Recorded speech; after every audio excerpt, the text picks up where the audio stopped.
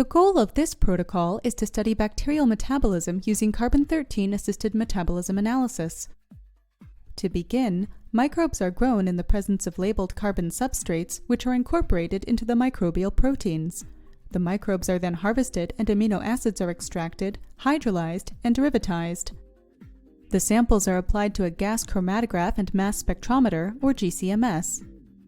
By tracing the atom transition paths between metabolites in the biochemical network, the functional metabolic pathways utilized by the microbe can be determined.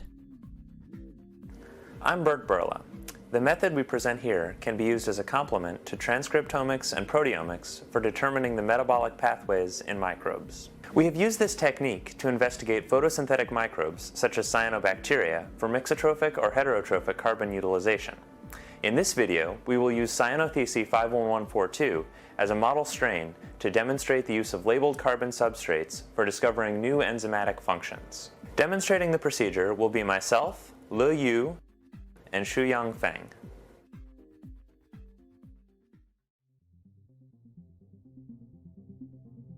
Begin this procedure by growing Cyanothece bacteria in a non-labeled medium.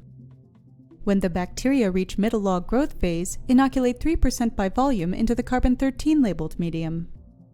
Then, to avoid the introduction of non-labeled carbon from the initial inoculum, subculture into the same labeled medium at middle log growth phase. When the carbon-13 labeled Cyanothece bacteria reach middle log growth phase, harvest 10 milliliters by centrifugation. Resuspend the pellet in 1.5 milliliters of 6 molar hydrochloric acid and transfer it to a clear glass screw-top gas chromatography or